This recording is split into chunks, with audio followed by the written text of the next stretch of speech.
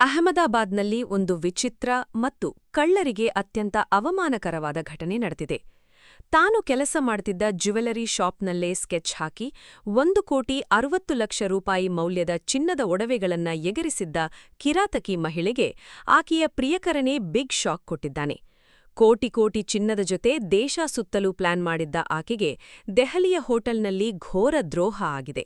ಒಟ್ಟಿಗೆ ಕಳ್ಳತನ ಮಾಡಿದ ಆ ಪ್ರಿಯಕರನೇ ಈಕೆಯನ್ನ ಬಿಟ್ಟು ಹೆಚ್ಚಿನ ಒಡವೆಗಳನ್ನ ತಗೊಂಡು ರಾತ್ರೋರಾತ್ರಿ ಎಸ್ಕೇಪ್ ಆಗಿದ್ದಾನೆ. ಅಷ್ಟಕ್ಕೂ ಈ ಕಳ್ಳ-ಕಳ್ಳಿಯರ ರೋಚಕ ಕಥೆ ಏನು? ಇಲ್ಲಿದೆ ನೋಡಿ ಕಂಪ್ಲೀಟ್ ಡೀಟೇಲ್ಸ್. ಮೇ 11ರಂದು ಅಹಮದಾಬಾದ್ನ ನರೋಡಾ ಪ್ರದೇಶದ ಅಭೂಷಣ್ ಜ್ಯುವೆಲ್ಲರ್ಸ್ನಿಂದ ಭಾರೀ ಪ್ರಮಾಣದ ಚಿನ್ನ ಮಾಯವಾಗಿತ್ತು. ಪೊಲೀಸರು ಶೋರೂಮ್ ಸಿಸಿಟಿವಿ ಚೆಕ್ ಮಾಡಿದಾಗ ಅಲ್ಲಿ ಕೆಲಸ ಮಾಡ್ತಿದ್ದ ಹರ್ಷಿದಾ ಶೆಟ್ಟಿ ಅನ್ನೋ 38 ವರ್ಷದ ಮಹಿಳೆ ಕಪಾಟಿನಿಂದ ಒಡವೆಗಳನ್ನ ಕದ್ದು ತನ್ನ ಬಟ್ಟೆಯೊಳಗೆ ಅಡಗಿಸಿಟ್ಟುಕೊಂಡು ಹೋಗಿರೋದು ಬಯಲಾಗಿತ್ತು. ಕಳ್ಳತನ ಮಾಡಿದ ತಕ್ಷಣ ಹರ್ಷಿದಾ ತನ್ನ ಬಾಯ್ಫ್ರೆಂಡ್ ಮಯೂರ್ ಅಶೋಕ್ ಮಾಲಿ ಜೊತೆ ಸೇರಿ ಬೈಕ್ ಹತ್ತಿ ಊರು ಬಿಟ್ಟಿದ್ದಾಳೆ.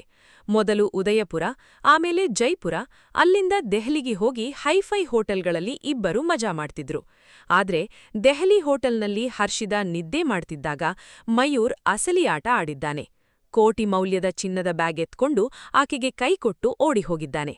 ಇತ್ತ ಕಳ್ಳತನದ ಕೇಸ್ ಬೆನ್ನಟ್ಟಿದ ಅಹಮದಾಬಾದ್ ಕ್ರೈಂ ಬ್ರಾಂಚ್ ಪೊಲೀಸರು ಬರೋಬ್ಬರಿ 300 ಸಿಸಿಟಿವಿ ಕ್ಯಾಮೆರಾಗಳನ್ನ ಸ್ಕ್ಯಾನ್ ಮಾಡಿ ಕೊನೆಗೆ ನವನರೋಡಾ ಏರಿಯಾದಲ್ಲಿ ಹರ್ಷಿದಾಳನ್ನ ಅರೆಸ್ಟ್ ಮಾಡಿದ್ದಾರೆ. ಆಕೆಯ ಬಳಿ ಕೇವಲ 22.5 ಲಕ್ಷ ರೂಪಾಯಿ ಮೌಲ್ಯದ ಒಡವೆ ಮಾತ್ರ ಸಿಕ್ಕಿದೆ. ಉಳಿದ ಮುಕ್ಕಾಲು ಪಾಲು ಚಿನ್ನದೊಂದಿಗೆ ಪರಾರಿಯಾಗಿರೋ ಕಿರಾತಕ ಮಯೂರ್ಗಾಗಿ ಪೊಲೀಸರು ಈಗ ದೇಶಾದ್ಯಂತ ಬಲೆ ಬೀಸಿದ್ದಾರೆ. ಪಾಪ, ಪ್ರಿಯಕರನಿಗಾಗಿ ಕಳ್ಳತನ ಮಾಡಿದ ಮಹಿಳೆ ಈಗ ಜೈಲು ಪಾಲಾಗಿದ್ದಾಳೆ.